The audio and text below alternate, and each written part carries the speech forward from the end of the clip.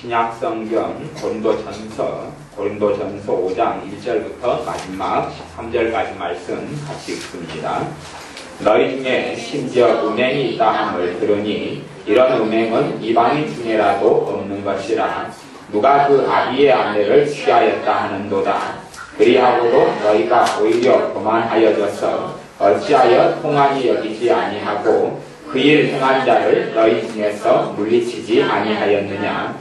내가 실로 몸으로는 떠나 있으나 영으로는 함께 있어서 거기 있는 것 같이 이 일 행한 자를 이미 판단하였노라.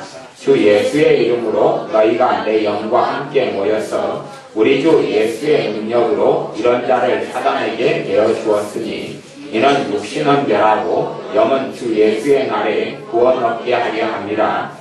너희의 자랑하는 것이 옳지 아니하도다. 적은 누룩이 온 덩어리에 퍼지는 것을 알지 못하느냐. 너희는 누룩 없는 자인데 새 덩어리가 되기 위하여 묵은 누룩을 내어버리라. 우리의 유월절 양 곧 그리스도께서 희생이 되셨느니라. 이러므로 우리가 명절을 지키되 묵은 누룩도 말고 죄악하고 악독한 누룩도 말고 오직 순전함과 진실함에 누룩 없는 떡으로 하자. 내가 너희에게 쓴 것에 음행하는 자들을 사귀지 말라 하였거니와 이 말은 이 세상에 음행하는 자들이나 탐하는 자들과 호색하는 자들이나 우상 숭배하는 자들을 도무지 사귀지 말라 하는 것이 아니니 만일 그리하려면 세상 밖으로 나가야 할 것이라. 이제 내가 너희에게 쓴 것은 만일 어떤 형제라 일컫는 자가 음행하거나 탐남하거나 우상 숭배를 하거나 부욕하거나 술 취하거든 소득하거든 사귀지도 말고 그런 자와는 함께 먹지도 말라 합니다. 외인들을 판단하는데 내게 무슨 상관이 있으리오마는 교중 사람들이야 너희가 판단치 아니하랴. 외인들은 하나님이 판단하시려니와 이 악한 사람은 너희 중에서 내어줬으라. 아멘. 고린도전서에서 제일 유명한 성경을 꼽자면 고린도전서 13장 사랑에 대해서 이야기하는 사랑장입니다. 그런데 고린도전서에서 사실은 사랑보다 더 놀라운 사랑을 이야기하는데 그 놀라운 사랑은 죄를 범한 사람들을 교회에 놔두지 말고 쫓아내라는 고린도전서 5장 같은 말씀이 되어집니다. 사실은 그것은 괜찮다, 상관없다, 그런 죄를 지어도 상관없다, 괜찮다 하는 이야기가 아니라 그것이 죄이고 하나님 앞에 심각한 일이기 때문에 교회에서 출교, 내보내주는 것이 그 사람에게 다시 회개할 수 있는 기회를 주는 더 놀라운 사랑이라고 이야기합니다. 물론 고린도전서 후에 고린도후서에서는 회개를 한 사람들을 다시금 받아주라는 내용을 이야기합니다. 그러니 고린도전서 5장에서는 이와 같은 악한 사람들 너희 중에 쫓아내라고 이야기하면서 믿는 사람이지만 10절의 말씀에 보면 이 말은 이 세상에 음행하는 자들이나 탐하는 자들과 호색하는 자들이나 우상 숭배하는 자들을 도무지 사귀지 말라 하는 것이 아니니.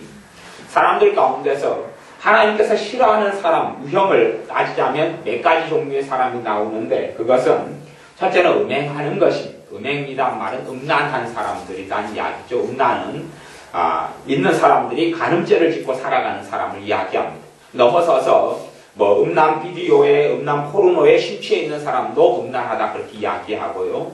그리고 눈으로 계속하여 음란과 마음과 생각으로 음란한 생각을 하고 살아가는 사람들을 이야기합니다. 정상적인 부부관계 외에 성적인 관계를 외부에서 갖고 아니면 그런 것을 마음에 정욕을 품고 살아가는 것을 음행하다, 음란하다고 이야기합니다. 그런 사람을 사귀지 말라. 단지 여기서 이야기하는 것은 내 스스로 혼자 마음에서 일어나는 어떤 것을 가지고 이야기하는 건 아닙니다. 교회에서 무엇이 문제가 되냐 하면 우리는 그래요. 술 취하는 것, 믿는 사람이 술 취하고 살아가는 사람이 교회 안에 있습니다. 그걸 이야기하는 것이 아니에요. 술을 못 끊을 수도 있고 담배를 못 끊을 수도 있고 마약을 못 끊을 수도 있습니다. 그리고 신앙생활하고 기도생활하고 주님을 알아가면서 끊게 되고 정리가 돼요. 그런 문제를 이야기하는 것이 아니에요. 또 믿는 사람이 그런 음행하고 음란을 다 끊지 못하고 살아가는 경우도 있어요. 근데 그걸 이야기하는 게 아니라 여기서 너희가 왜 음행하는 사람을 너희 안에 남겨두느냐, 쫓아내버려라 하는 이야기는 고린도교회의 문제점이 그거였어요. 음행을 버젓이 하면서 그것이 죄인 줄 모른다는 말이에요. 죄인 줄 모르고 떳떳한 것이 떳떳해요. 그 죄악을 짓고 있으면서 많은 이제 사람들은 회개하려고 애를 쓰죠. 그런 부류가 있고 어느 때가 지나면 양심이 화인맞게 됩니다. 화인맞게 된 다음에는 전혀 회개하려고 애쓰지 않습니다. 그 부분을 끊어버리려고 통회하고 애복해하지도 않습니다. 그런 부류를 이야기하는 것이 그렇게 고린도 교회가 음행하는 사람들 그게 죄인 줄 모르고 살면서 자기만이 아니라 다른 사람도 그 죄를 짓게 만들어요. 가령 장로님이 자기 원 부인 말고 다른 부인을 또 두고 있습니다. 그걸 세컨드라 그러죠. 두 번째 부인을 돈을 가지고 두고 있어요. 두고 있으면서 전혀 그거에 대해서 양심에 갇히게 되지 않습니다. 양심에 갇히게 되는 사람은 숨기겠죠. 그걸 숨겨요. 숨기면 드러나지 않으니까 뭐 그까지는 그렇다 쳐요. 죄는 죄지만 숨기니까 교회 안에 해를 끼치지는 않습니다. 별로. 그런데 그것이 이제 드러났어요. 드러나고 딴 사람들이 왜 장로님 왜 본처 말고 다른 여자를 두고 삽니까? 이야기가 나오니까 뭐 그럴 수도 있지. 누구나 다 그럽니다. 뭐 이건 별로 죄도 아니에요. 하나님 다 용서해 주셨어요. 괜찮아요. 하나님도 다 내 사정 이해할 거예요. 그렇게 하고 장로님으로 교회에 계속 살아나간다면 그런 사람에 대해서 너희가 왜 그런 사람을 5장 2절에 보면 그리하고도 너희가 오히려 교만하여져서 어찌하여 통한이 여기지 아니하고 교만해졌다고 말은 하나님과 말씀과 반대되는 걸 주장해서 괜찮다 그렇게 이야기하는 겁니다. 교만해져서 그 일 행한 자를 너희 중에서 물리치지 아니하였느냐. 물리치라는 이야기는 쫓아내라 그 말이에요. 회개를 하면 교회에 남아있을 수 있어요. 그것이 죄인 줄 알고 가슴을 치고 회개하고 통회하면 남아있을 수 있는데 그것이 죄인 줄을 인식하지 못해요. 또한 넘어서서 자기만이 아니라 다른 사람에게도 괜찮다 그러는 것이 어떤 교회 집사님이 이렇게 성적으로 성욕이 강해서 음란 비디오를 봐요. 혼자 집에서 보는 것이 뭐라고 이야기하겠어요. 죄인 죄지만 그 사람과 하나님 사이에 불과의 문제예요. 그냥 하나님과 그 사람과의 문제예요. 그럴 때까지는 교회적으로는 문제가 전혀 안 됩니다. 전혀 안 되는데 그 집사님이 교회에 나와가지고 다른 집사님에게 음란 비디오를 돌려요. 집사님 이거 굉장히 재밌대요. 집사님도 한번 봐보셔요.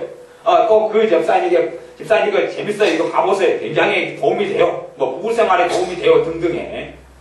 심지어는 부부 상담을 크리스찬 부부 상담하는 예를 들어보면 크리스찬 부부 상담에서도 음란 비디오를 이용해가지고 성인 비디오, 포르노 비디오를 이용해서 부부 상담을 하는 경우도 있다는 것을 제가 들었어요.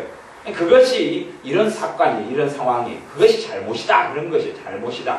그것이 당장에는 좋은 것처럼 당장에는 도움이 되는 것처럼 보이지만 사실은 그것 자체가 해로움을 나중에 미쳐버리고 맙니다.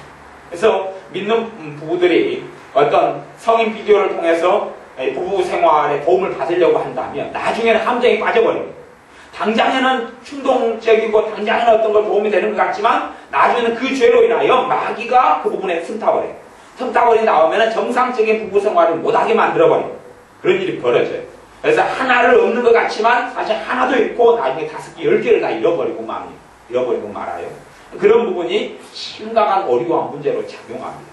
나중에 시간이 흘러가면 상대방이 그래도 부부가 결혼할 때 되면 상대방에게 사랑을 느끼고 매력을 느껴서 결혼했는데 음란 비디오, 성인 비디오 같은 데 보면 남자든 여자든 이상적인 사람이 나와요. 이상적인 사람, 그렇게 멋있고 아름다운 사람이 나오지요.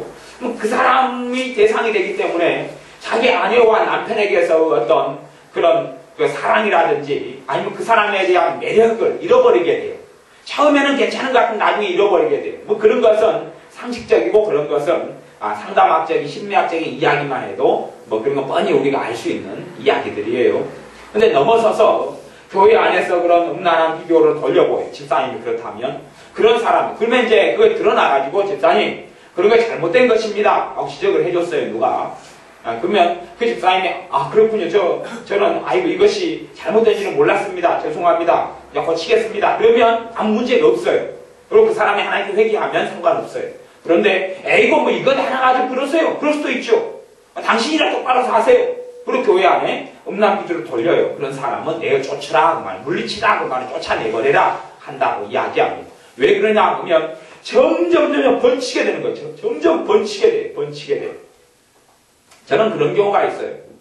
저도 음란 사이트에서도 접속한 적이 있어요. 접속한 적이 있는데, 저는 이제 그런 정보를 전혀 그런 세계에 세상 사람도 안 만나니까 그런 정보는 모르잖아요.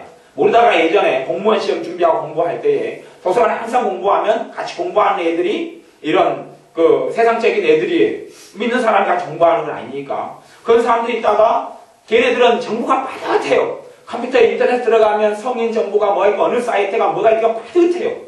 걔네들이 이야기하면 난 커피 마시고 같이 이야기하면 걔네들은 그런 정보를 계속 공유하고 이야기해요. 듣다 보니까 귀가 쏠기게 되는 거예요. 어디 사이트 들어가면 뭐 신기한 게 있다네 그러고 이야기하는 것이에요. 그래서 내가 그 사이트를 들어가고 그런 적이 있어요. 왜냐하면 모를 때는 아무 생각이 없는데 듣고 나면 알고 나면 그 전염성이 굉장히 강한 것이 아이들 같은 경우는 특별히 친구를 조심해야 돼요. 그러니까 남자아이를 키우고 있는 사람은 친구들을 주의를 많이 시켜야 돼요. 남자아이들은 그런 성인 정보들, 음란한 정보들을 굉장히 많이 가지고 있어요. 불신자 아이들은, 신자 아이들도 많이 가지고 있지만 그리고 친구들을 한순간에 전염을 시켜버려요. 아무것도 몰라요. 음란하지 않아요. 그러다가요 음란 사이트 하나 알게 돼요. 음란 사이트 하나 알게 되면 그 사이트를 들어간단 말이에요. 아이가 들어가려면 성인 인증이 필요하니까 엄마 아빠 주민등록번호를 빼돌려 가지고 엄마 아빠 주민등록번호를 가지고 등록을 한단 말이에요. 등록을 하고 그리고 그 사이트에 들어가요. 들어간 다음에는 바로 아이는 음란해지고 악해져 버리고 말아요. 그리고 변해버리고 맙니다. 그 정보 하나가 그냥 그 아이를 그렇게 만들어버려요. 그래서 성경에는 그렇게 이야기합니다. 7절에 보면 6절에는 너희의 자랑하는 것이 옳지 아니하도다. 적은 누룩이 온 덩어리에 퍼지는 것을 알지 못하느냐. 적은 누룩이 적게 놔두면 다 퍼뜨려 버리잖아요. 우리가 쉽게 해먹는 것도 누룩을 가지고 해먹고 또 포도주 같은 것도 다 누룩이 발효돼가지고 포도주가 만들어지는 것이 우리가 떡을 부풀려가지고 하는 것도 이렇게 밀가루를 부풀려가지고 빵을 만들어 먹는 것도 누룩을 가지고 만드는 것이 곰팡이 이런 누룩들을 만드는 것이 또 우리가 된장을 만들고 하는 것도 누룩으로 만들죠. 적은 것이 나중에 다 퍼져버리는 것이 암도 마찬가지입니다. 작은 암세포 하나가 커져가지고 사람을 죽일 정도의 종양이 되고 암으로 발전하는 것이 그리고 그 사람을 죽여버리는 것이 암세포도요. 사실은 자기 몸을 정말로 사랑하는 사람, 잘못된 사랑을 이야기해 그런 사람은 암도 수술하지 않아야 됩니다. 암이라는 것도 세포가 자기의 세포가 변이 된 거예요. 이게 돌연변이 세포가 사실 암세포입니다. 돌연변이 세포가. 저는 하나님을 섬기지 않는 사람들은 절대 수술 받지 말라. 암 수술은 받지 말라고 권합니다. 하나님을 섬기지 않는 사람 암 수술 받지 마라 그러고. 근데 대신 제가 아무에서도 그 이야기를 안 했습니다. 제가 아직도 만난 적이 없거든요. 암이 걸렸다. 그리고 하나님 안 믿는다. 당신 암 수술 받지 말아라. 하나님을 안 믿는다는 이야기는 하나님의 창조를 안 믿는다는 이야기고 거꾸로 진화를 믿는다는 이야기. 개, 돼지, 원숭이가 사람 됐다는 걸 믿는다는 이야기. 그러면 진화의 중심은 뭐냐 그러면 새로운 세포, 진화된 세포가 더 새로운 개체를 만들어내는 것이 암세포, 돌연변이가 새로운 걸 만들어냅니다. 암세포는 돌연변이 세포예요. 그럼 자기가 팔이 6개가 되고 10개가 될지 모르는데 머리가 2개로 또 진화될지 모르는데 뭐라고 암을 수술합니까? 암을 수술할 필요가 없는 거예요. 그러다 죽는 것이죠. 암을 수술한다는 것 자체는 자기 진화론을 부정하는 것을 이야기하는 것이죠. 그런데 하나님은 안 믿어요. 무슨 이야기가 되지요? 여기다 암 수술하지 말고 돌연변이 결국 어떻게 되는지 지켜보면 사망으로 가겠지요. 암세포를 놔둬버리면 그 사람을 죽여버립니다. 그러듯이 누룩을 교회 안에 방치하고 놔두면 교회 전체 교인들을 죽여버리게 되는 일이 벌어진다. 그렇게 말씀하는 게 성경입니다. 한국교회 타락의 가장 문제점이 사실은 고린도전서 5장 말씀을 지키지 않았기 때문에 오는 것입니다. 고린도전서 5장 말씀을 한국교회가 지켰더라면 아니면 이걸 지키기 전에 하나님께서 내어 쫓아버릴 정도로 죄를 싫어한다는 것을 안다면 결국은 누구를 내어 쫓으라는 이야기 이전에 고린도전서 5장의 말씀은 하나님께서 이런 부분에서 죄를 혐오하신다는 것을 너무 싫어한다는 것을 전하 여러분이 들어야 한다는 이야기입니다. 이 말씀을 듣고 하나님께서 교회 쫓으라는 이야기는 누가 쫓아낸다는 이야기입니까? 하나님께서 쫓아낸다는 이야기로 들어야 한다는 이야기입니다. 하나님께서 지금은 이런 죄를 지었다고 교회에서 쫓아내지는 않습니다. 지금의 교회는 다르니까요. 쫓아내지 않습니다. 그러니 지금의 교회가 다 시행하고 다 지키기는 어렵습니다. 초대교회하고 다르니까. 왜냐하면 우리 교회에서 나가도 다른 교회 가잖아요. 과거의 교회는 한 지역의 교회가 하나밖에 없습니다. 그 교회에서 쫓겨나, 고린도 교회에서 쫓겨나면 갈 데가 없어요. 그냥 신앙생활을 못합니다. 그게 징계입니다. 그리고 회개한 다음에 그 다음에 다시 그 교회 다시 들여보내주는 겁니다. 데살로니가 교회에서 쫓아내면 갈 데가 없어요. 거기에서 그냥 있고 회개할 시간을 가집니다. 그리고 회개하면 다시 교회가 받아들여줍니다. 그것이었어요. 근데 우리 동네 교회가 흡수이 많으니까 이 교회에서 쫓겨나면 내가 갈 데 없냐고 딴 데 가버려요. 이것이 반복적으로 벌어지기 때문에 더 이상 교회가 이제는 죄를 괜찮게 여겼다. 죄를 괜찮아, 그래도 괜찮아. 이렇게 된 시대가 되어져 버렸습니다. 교회의 타락의 가장 주된 이유가 죄가 죄인 줄 알지 못한 것이, 죄가 죄인 줄 알지 못해서 이런 일들이 허용되었습니다. 그래서 실제로 이야기는 다른 큰 교회 같은 데 되면 대강 알게 됩니다. 대강 어떻게 알게 되냐 하면 그런 어떤 것이냐 하면 그 집사님인데 두 번째 부인을 데리고 있는 남자들이 여럿이 있어요. 두 번째 부인은 물론 가난하면 축복이고 그런 면에서 왜 가난하면 두 번째 자를 데리고 살 수가 없잖아요. 그죠? 근데 부자는 두 번째 자를 데리고 살 수 있어요. 부자는 돈이 있으면 여유 있으면 두 번째 자를 데리고 살아요. 근데 교회 집사님 가운데 두 번째 자를 데리고 사는 일이 안 흔한 일이 아닙니다. 흔한 일입니다. 흔한 일이. 아이고 믿는 사람이 어떻게 그럴 수 있어요? 그런 세계에 안 살고 안 들어보니까 그렇지만 실제로는 그런 일이 많이 있습니다. 실제로는 그런 일이 많이 있어요. 이혼하는 상황들도 보면 이혼의 대부분의 이유가 뭐라고 이야기해도 새 남자 새 여자가 생기기 때문에 이혼합니다. 새 남자 새 여자가 생기기 때문에. 더 강팍한 사람은 아예 새 남자 새 여자를 자기 집에 뻗어시 알고 데리고 들어옵니다. 데리고 들어와요. 새 남자 새 여자와 관계를 공인시킵니다. 남자들 같은 그렇게, 여자는 요즘 아직 한국 도덕이 그렇게 안 되니까 여자는 자기 남편하고도 살고 자기 옛날 남편하고 살고 새 남자하고도 사는 경우는 별로 드물죠. 유감스럽 때도 제 친척 가운데 교회 집사님이지만 새 남자하고 헌 남자하고 같이 데리고 사는 제 친척 집사님이 있습니다. 제 누나 중에 한 명이 있어요. 심각하죠? 네. 새 남자가 목사입니다. 헌 남자는 교인이고 새 남자는 목사. 그럼 그렇게 살아요. 그냥 헌 남자, 옛날 남자, 지금 남자죠. 제 매형이죠. 제 매형은 그걸 인정합니다. 그리고 그냥 눈 감고 멀찌가지고 그리고 이제 그 누나는 집사예요. 집사예요. 여수에 살아요. 집사예요. 예, 그런 것이 여러분은 모르니까 그러지만 그런 것이 단지 제 친척 중에 있다는 문제가 아니라 교회 속에 만연되어 있는 일입니다. 만연되어 있는 일이에요. 그러면 그것을 내가 과거에 이렇게 살았습니다. 이제는 다 정리하겠습니다. 그런 경우는 괜찮아요. 교회가. 하지만 그렇게 그냥 살아가요. 그렇게 사니까 주변에 그 상황을 아는 사람들은 마음이 강팍해져요? 안 강팍해져요? 강팍해져요. 아, 저러도 괜찮네? 저래도 하늘에서 번개가 안 떨어지고 벼락이 안 떨어지는구나. 그리고도 예배 잘 드리고 기도 잘하는구나. 그리고 하나님 잘 되게 해달라고 기도하고 사는구나. 그리고 본인도 시간이 지나도 하나님이 자기를 심판 안 하거든요. 안 해요. 그러니까 나도 괜찮구나 생각합니다. 그런 심판은 누가 행해라고 이야기합니까? 교회가 행하라고 이야기합니다. 이건 교회의 몫으로 넘어오는 것이, 교회가 너희 중에서 이런 사람을 물리치지 아니하느냐 쫓아내버리라고 이야기합니다. 그렇게 될 때만이 그 교회가 하는 징계가 누가 하는 징계예요? 하나님이 하는 징계예요. 아, 이게 아니구나. 이 사람을 돌이켜야 되겠구나 생각하고 회개하고 정리를 합니다. 정리를 하는 것이 정리예요.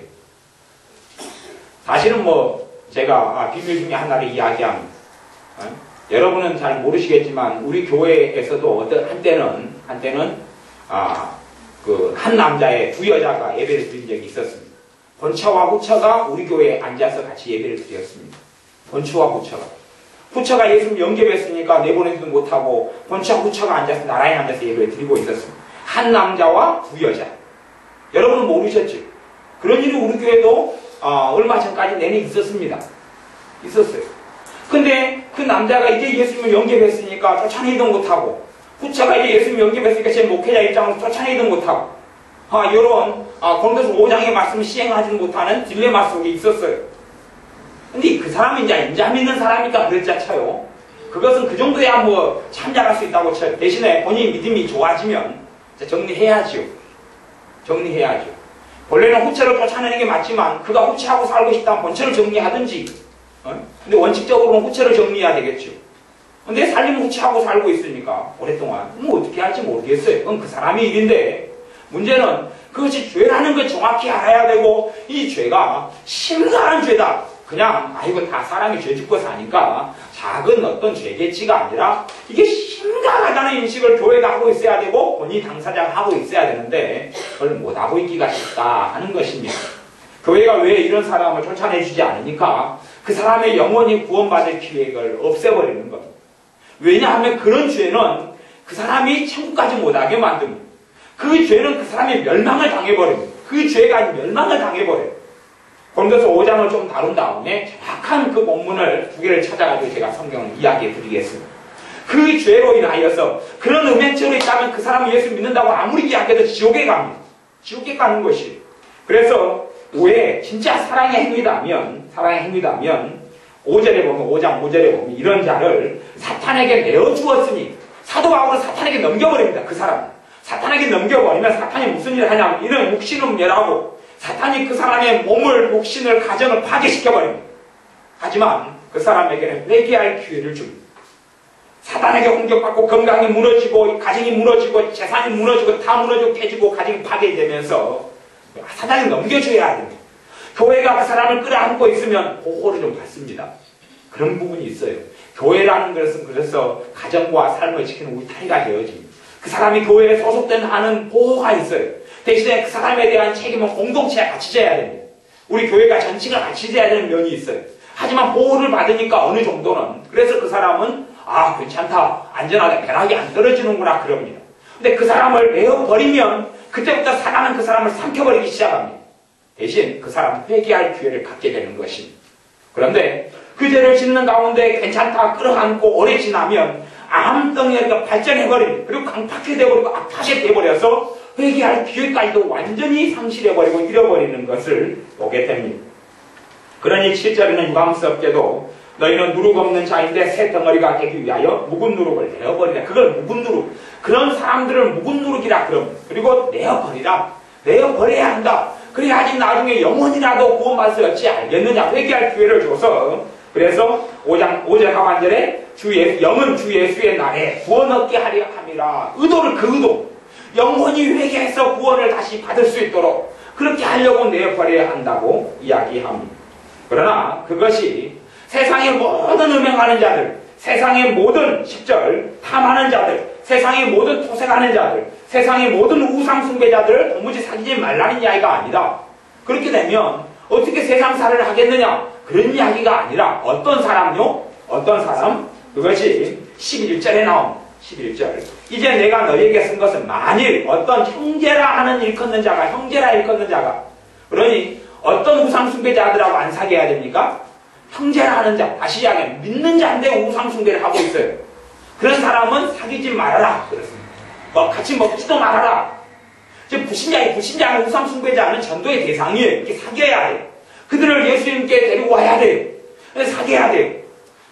또 음행하는 자, 세상에 음행하는 자 사귀어야 돼요. 사귀어서 그들을 예수님께 데려와야 돼요. 사귄다는 게 아니라 그들의 삶에 내가 동화돼서 그들을 본받는 것이 아니라 내가 섬기는 하나님을 알려줌으로 그들에게 복음을 전하고 전도해서 음행을 그치고 하나님께 돌아올 기회를 준다는 의미에서 사귀는 것이.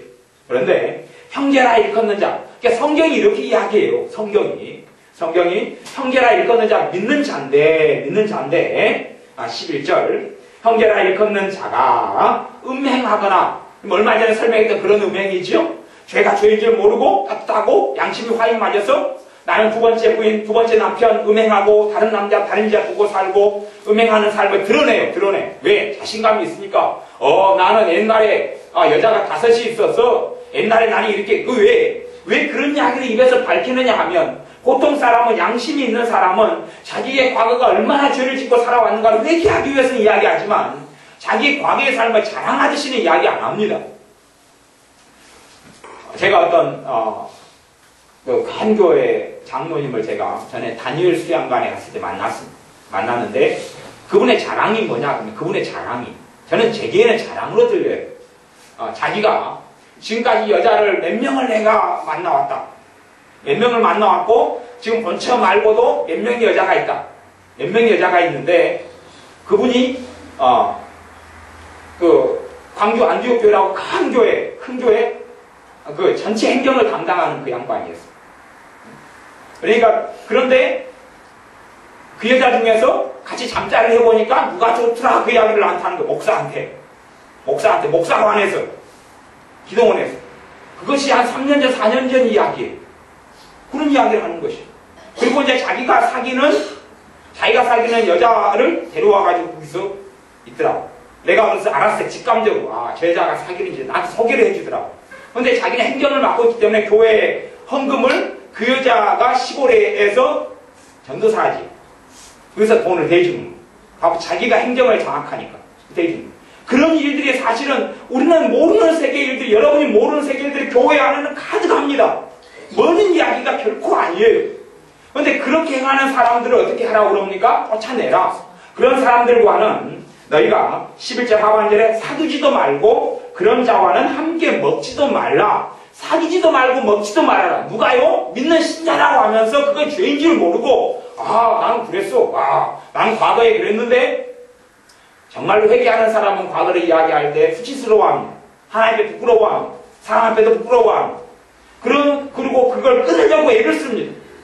지금 현재 음행의 삶을 살고 있어요. 끊으려고 애를 써요. 그런 사람을 이야기하는 것이 아닙니다. 그게 떳떳하다고 생각하는 사람들. 그 다음에 탐남한 사람, 욕심 부리고 탐욕 부리고 살아가는 사람을 탐남이라고 이야기합니다.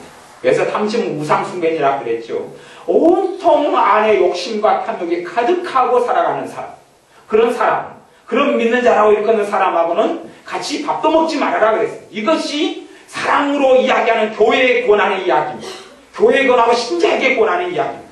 왜 교회가 더러워지고 교회의 교인이 욕을 얻어먹느냐? 하나님의 말씀 권면서 5장의 교회가 순종하지 않았기 때문에 그렇습니다. 교회가 순종하지 않아요. 사랑 누가 말했나? 좋은 게 다 좋지. 괜찮지 괜찮아 이리 들어오시오 이리 오시오.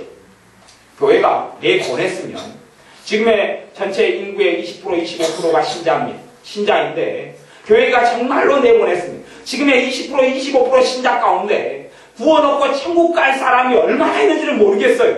그런데 아마 여러분이 생각하는 것보다 훨씬 적을 겁니다. 적은데 25%라고 쳤을 때에 교인을 한 15%를 쫓아내버리고 10%만 남았다고 쳐요. 10%가 남았다 치면 이런 말씀을 순종해서 그러면 구원 얻을 사람은 지금보다 유감스럽게도 5배, 10배는 더 많을 거라고 저는 믿습니다. 정말로 그랬다면 겉으로는 구원 얻는 사람째 하나님 백성처럼 보이지만 정말 나중에 뚜껑을 열어보면 지옥 갈 사람이 이렇게 시행을 했다면 사람들이 화임이 맞아지지 않고 회개하고 자기 삶을 돌이킬 기회를 얼마든지 가졌을 거라고 봅니다. 일부의 극소수의 사람만 사실은 강파갑니다. 극소수의 사람만 완악합니다. 극소수의 사람만 완악해요. 또 극소수의 사람만 주님에 대하여 정말 부드러운 마음을 가지고 있습니다.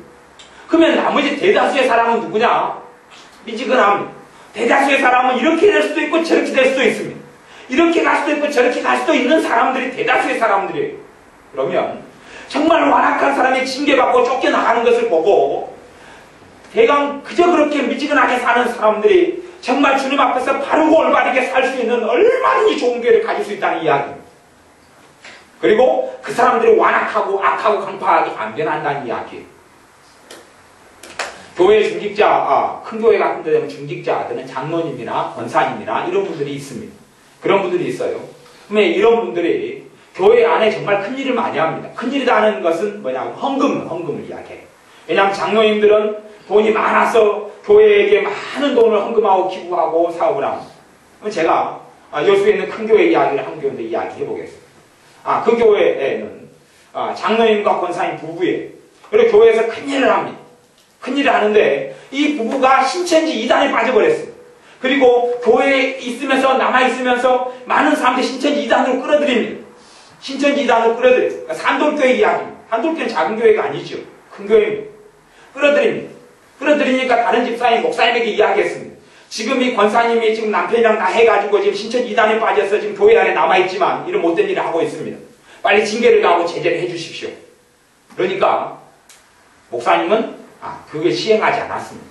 목사님이 지금 현재 한국교회는 힘도 없을 뿐만 아니라 스스로 돌이키고 뉘우치기를 기다립니다. 이단에 빠져버렸는데, 이단에 빠져서 많은 사람 이단을 집어넣고 있는데, 왜 그런 이야기 하냐면, 우리 교회 맨 처음에 개척했을 때, 맨 처음에 개척 멤버가 몇 명이 있었는데, 그 중에 한 집사님이 그 권사님에게 넘어가서 어찌됐든 이단으로 신천지로 빠졌기 때문에 그랬어요. 그것이 지금 신천지에 있습니다. 모든 영혼과 믿음을 다 잃어버렸기 때문에. 그런 가까운 이야기니까 하는 것입니다. 하지만 교회는 절대 그 권사님과 집사님에게 징계를 시행하지 않고 쫓아내지 않았습니다. 쫓아내지 않고 있는 동안에 그분들은 할 일을 충분히 했죠. 더 많은 영혼들을 꼬셔서 이단으로 넣고 지옥으로 넣어버렸죠. 얼마나 신천지가 극악하고 완악한지는 한국교회가 지금은 다 알고 있습니다. 왜요? 교회가 괜찮다. 목사님 입장에서는 그 중직자가 교회 안에 힘을 가지고 있잖아요. 세력을 가지고 있어요. 목사님이 그들을 징계하면 사실은 목사님이 쫓겨나가기가 쉽습니다. 쫓겨나기가 쉬워요. 왜? 대부분의 목사님들은 월급 받고 밖에서 들어온 분이기 때문에 그 교회 연수가 얼마 안 되고 전통이 약하거든요. 쫓겨나가기가 쉬워요. 왜? 자기는 힘이 없고 세력이 없고 소위 말하면 그 권사님 장로님은 세력이 크기 때문에 거꾸로 공격이 와버리면 버티지를 못하니까 자기 안전을 위해서 이야기 못하셨는지 아니 뭐 어떻게 해서 이야기 못하시는지 모르겠지만 최소한 목회자 활동을 안 한 거지요. 그런 문제가 생기고 맙니다. 그런데 한국교회가 그런 일들을 계속 방치해왔기 때문에 중직자들이 이제 지금은 강팍에 쫓아낼 사람 쫓아내지 않았기 때문에 자기만이 그런 게 아니라 모든 장로님을 다 물들여버렸습니다. 그래서 어떤 목사님은 그렇게 고백합니다. 내 자식은 절대 장로님 자식한테는 시집장가 안 보낸다.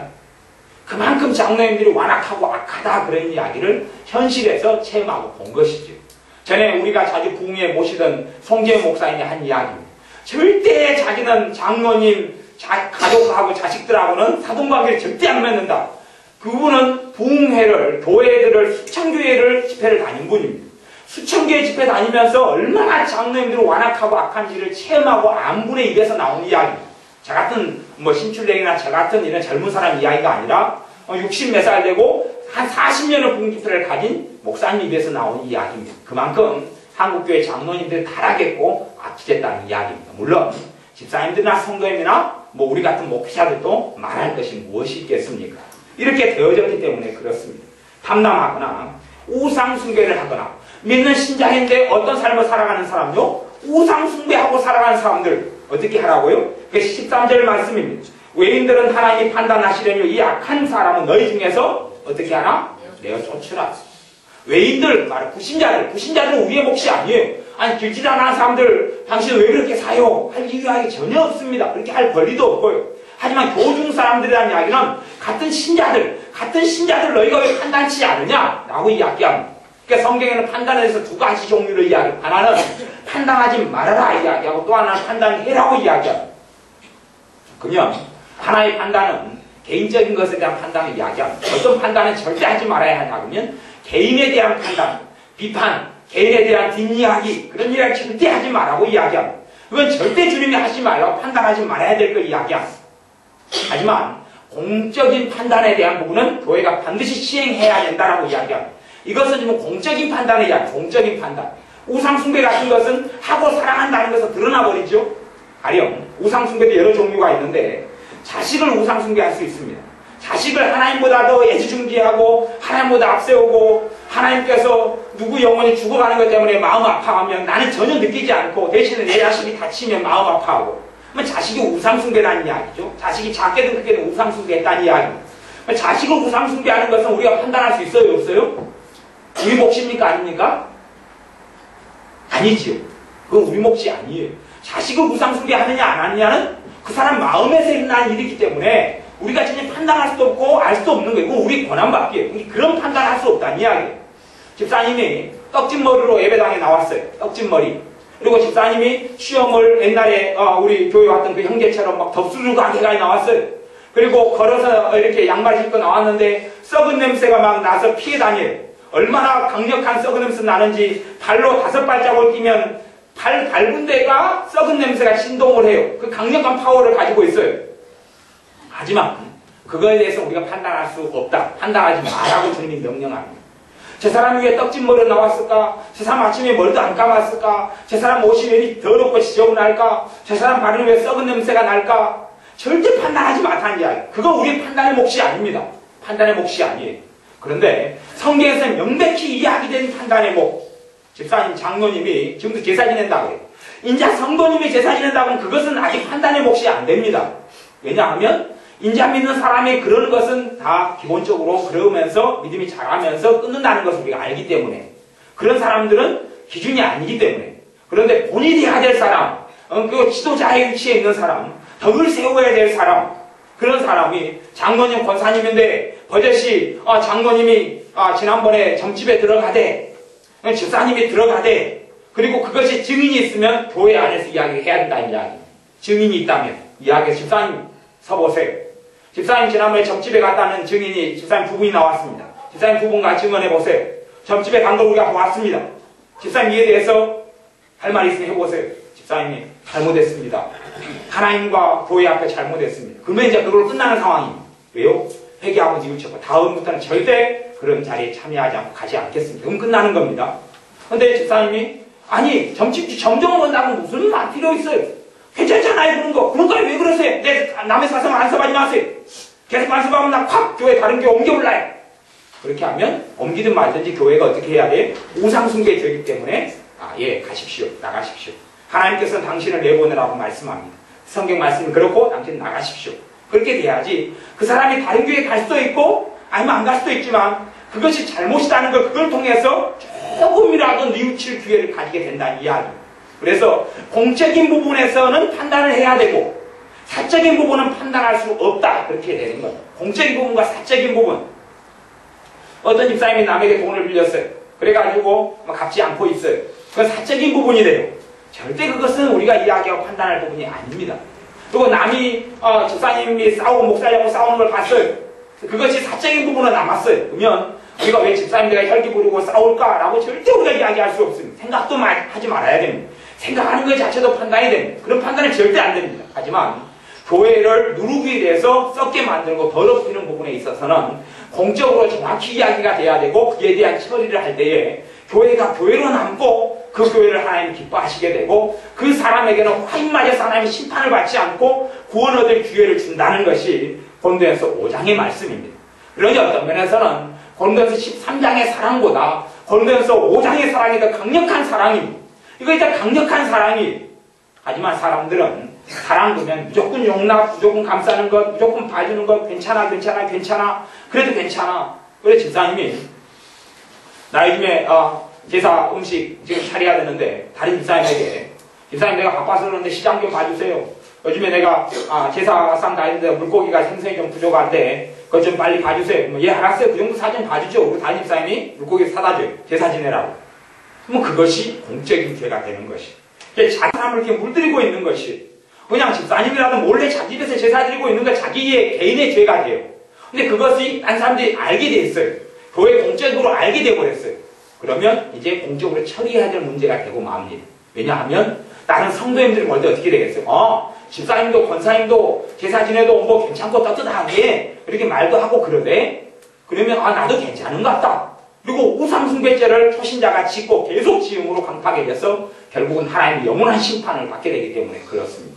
그래서 이런 죄는 생명과 직결된 죄이기 때문에 이것이 공적인 죄가 되고 그분은 회개하고 돌이키지 않는다면 뭐 그럴 수는 있겠죠. 내가 지금 며느리여서 아직 내가 믿음이 약해서 시아버지가 이렇게 해서 조금만 더 기다려주세요. 그럴 경우는 공적인 문제가 안 됩니다. 우리가 뻔히 알고 다 참작이 가능하잖아요. 죄는 죄지만 근데 그런 것이 아니라 중직자이고 얼마든지 자기가 그만뒀으면 자기가 중심이 돼가지고 시행하는 우상숭배 그리고 이것을 다른 사람도 그렇게 하도록 부추기거나 해나가는 우상숭배에 대해서는 그런 사람은 절대 믿는 사람이면서 그래서 여러분이 보시기에 믿는 사람이면서 우상숭배하고 믿는 사람이면서 그렇게 살아가는 사람은 너희가 그런 자와 함께 먹지도 말고 사귀지도 말아라 하는 것이 하나님의 명령입니다.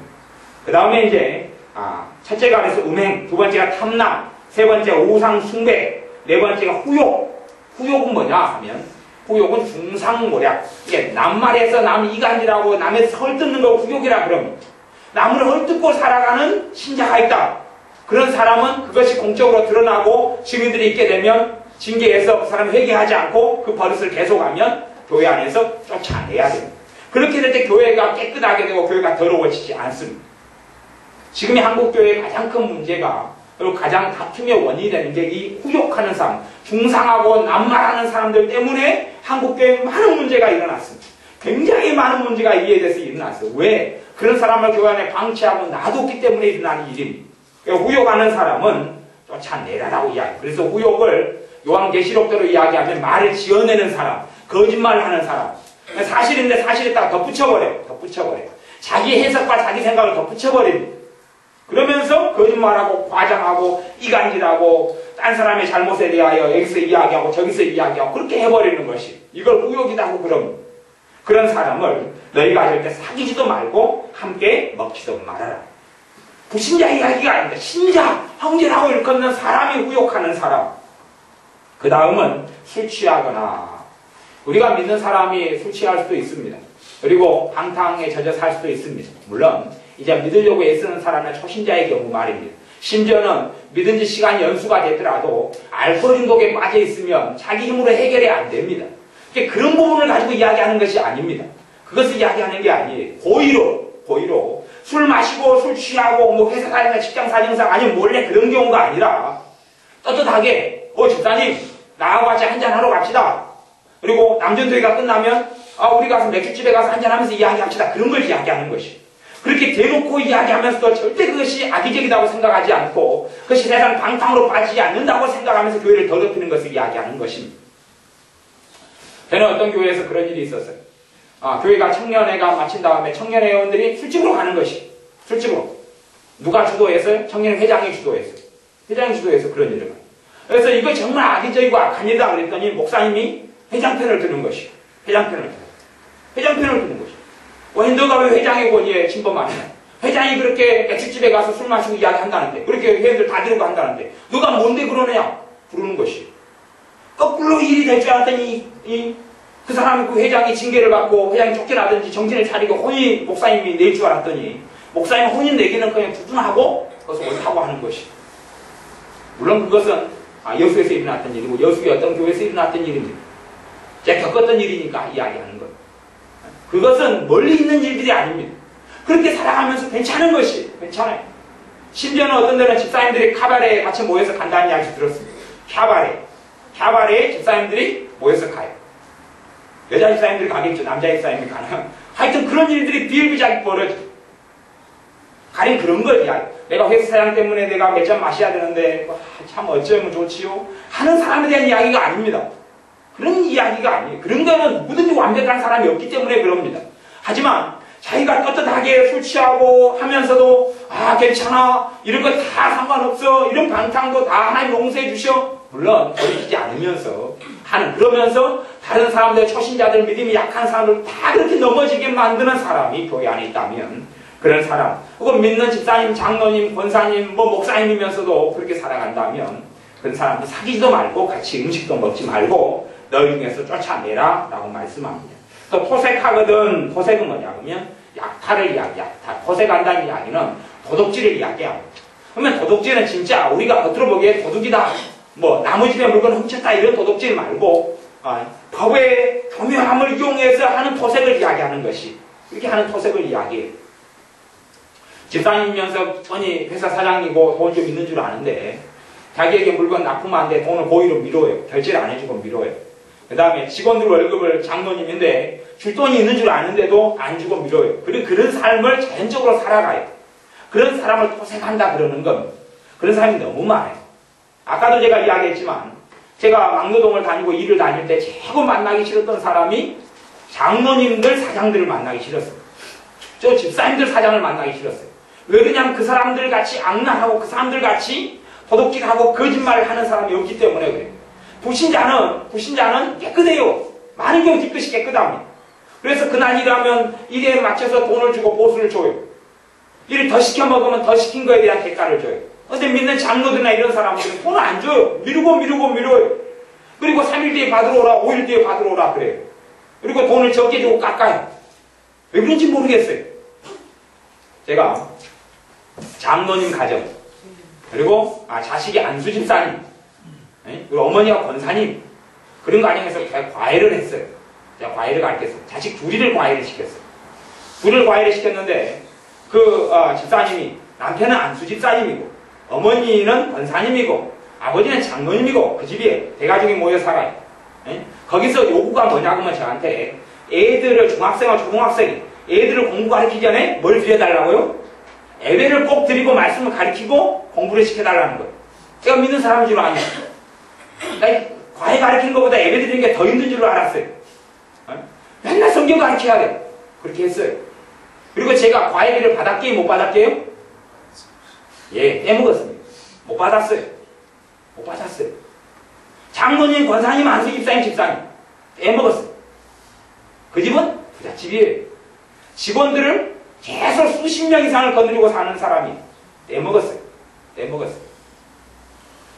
그 다음에 이제 그 사람 원수는 애나무께서 만난다고 이봉 여사님 전에 95년 동안 신학교 졸업식 할 때, 졸업식 갔을 때 그 사람도 왔대요.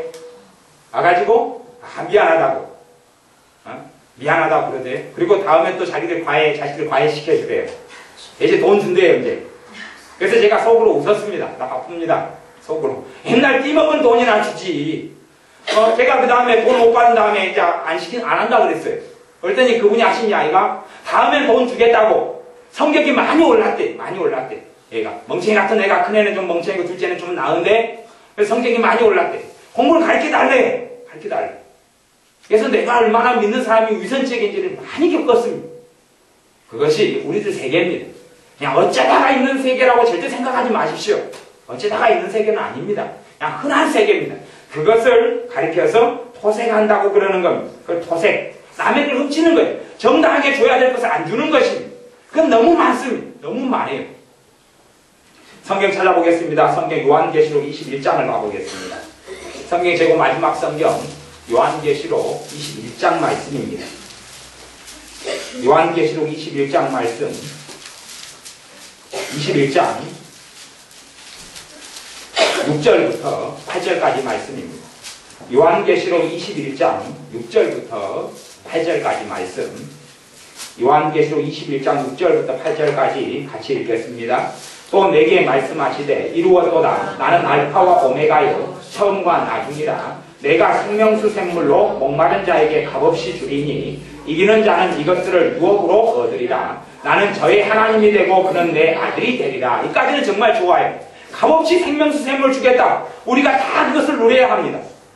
그러나가 8절에 있다는 것을 기억하셔야 돼요. 그러나 있습니다. 그러나 두려워하는 자들과 믿지 아니하는 자들과 흉악한 자들과 살인자들과 행음자들과 술객들과 우상숭배자들과 모든 거짓말하는 자들은 불과 유황으로 타는 못에 참여하리니 이것이 둘째 사망이라.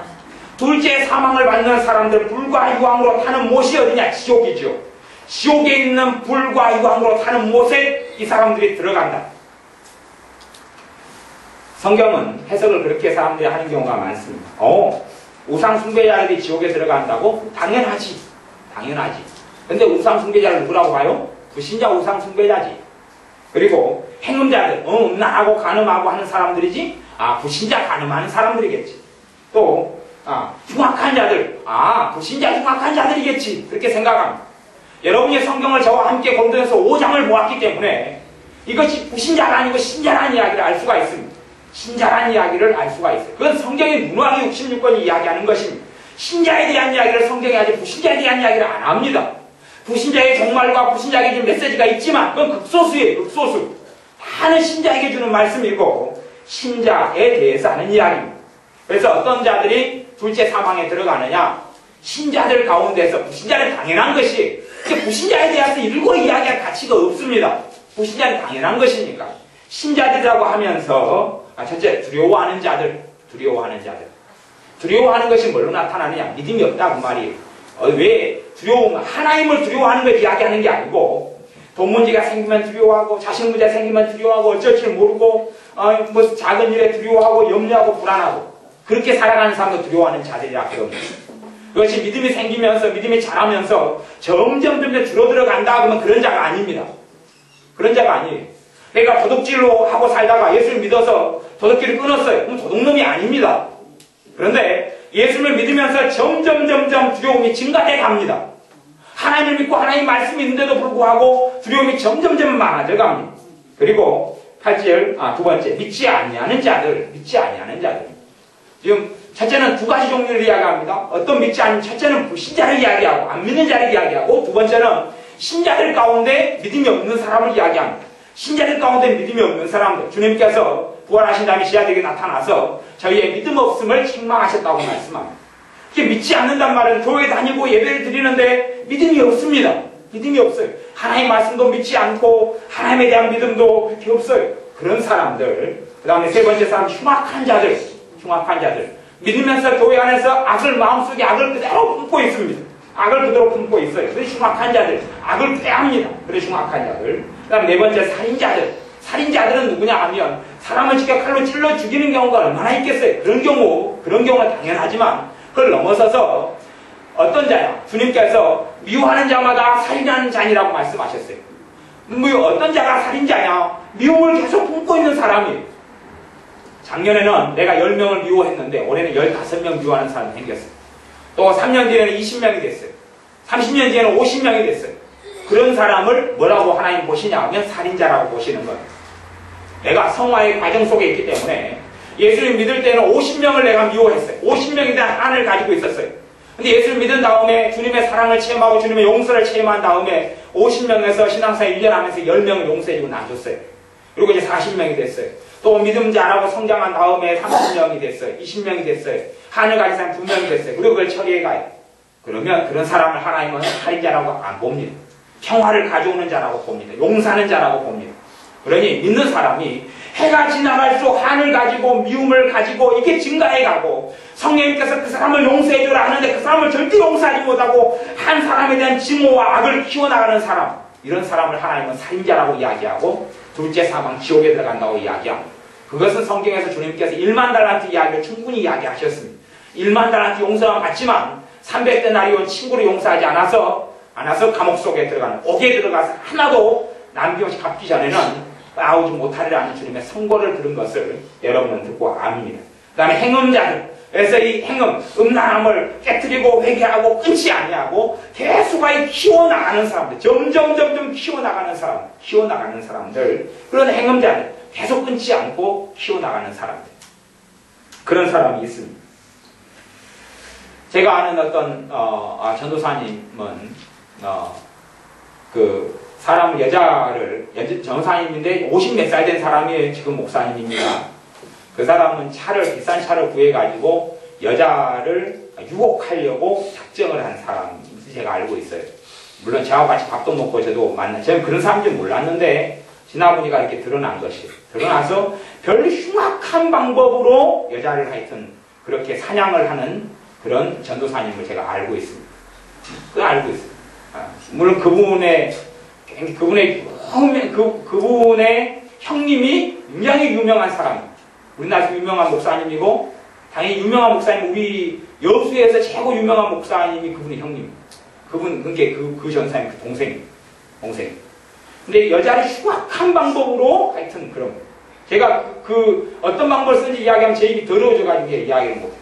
여러분이 상상하지 못하는 세계의 이야기가 있습니다. 그치, 약을 이용해,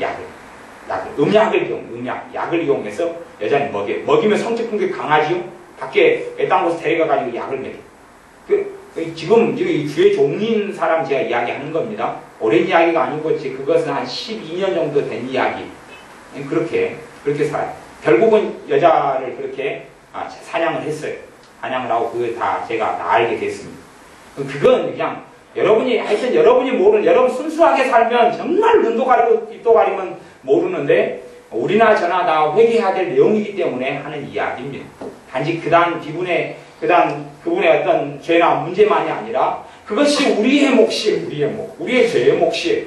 근데 그것을 과거에는 그랬어요. 내가 이렇게 흉악하게 살았는데 내가 그 음행을 내가 이제 끝낼랍니다 하고 정리하기 위해 살아간다면 행음하는 자를 발견 안 될 수가 있습니다. 하지만 그렇게 해도 아무렇지도 않아요. 어떠돼요? 그렇게 살아가는 사람들. 심각한 것이 있습니다. 그 다음 우상숭배자들. 예수님을 믿고 신앙생활하고 3년 되고 5년 되고 10년 됐는데도 전혀 우상숭배에 그치지 않아요. 점점 갈수록 도가 더해져 갑니다. 지난번에 몇 년 전 이야기를 전에 제가 했잖아요. 오전에 점집에 가고 오후에 기도받으러 왔어요. 이봉규 교사한테 기도받으러 왔어요. 제가 같이 그리고 왔어요. 그래서 하는 이야기가 자기 입으로 이야기해. 집사님들, 여수의 큰 교회 다니는 집사님들이 하는 이야기가 오전에 점을 치러 갔는데 점괘가 좋아요, 안 좋아요?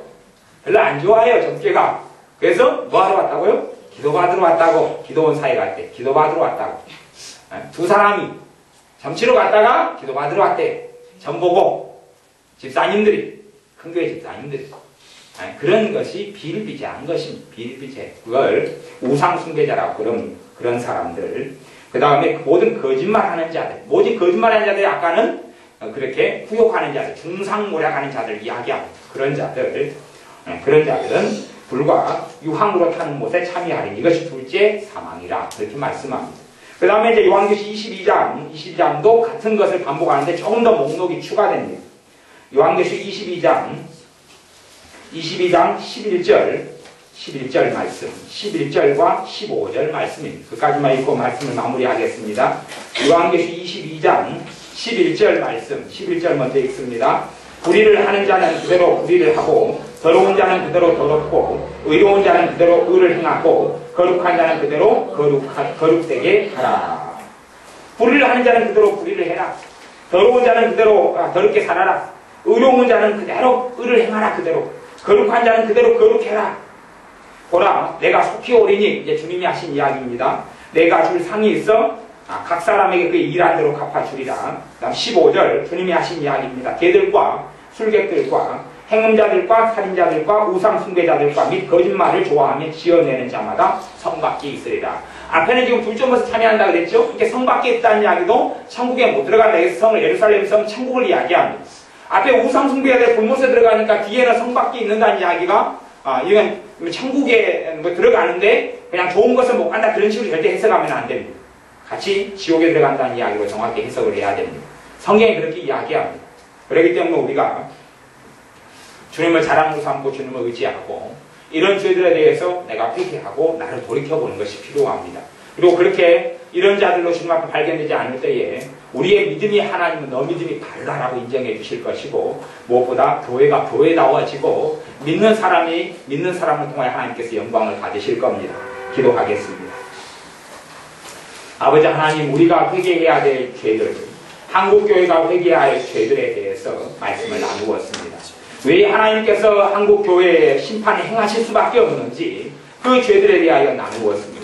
그리하오니 아버지 하나님, 우리가 이런 행음자이고 음란한 자이고 내가 악한 자인 것을 고백합니다. 내가 거짓말을 지어내기 좋아하며 내가 중상모략하고 남의 험담하기를 좋아하는 자인 것을 고백합니다. 내가 우상숭배자이고 내가 점집에 다니며 내가 음란하며 음행하며 우상숭배하기를 너무 좋아하며 또한 내가 돈을 사랑하고 세상을 사랑하고 빠져있었던 것을 고백합니다. 주님, 내 자신의 삶 속의 죄를 깨닫게 하시고 보여주셔서 우리의 삶이 하나님께로 돌아서게 하셔서 우리가 하나님께 이런 자들로 발견되지 않게 하여 주옵소서. 주님의 피로 용서함 받은 사람, 주님의 용서를 받은 사람, 주님의 긍휼을 받은 사람, 주님의 사랑을 받은 사람, 하나님의 백성인 사람, 세마포를 깨끗하게 두루마기를 빤 사람, 그러한 사람이 되게 하여 주옵소서. 예수님의 이름으로 기도하옵나이다. 아멘. 주님 가르친 기도하고 다시 한번 기도하겠습니다.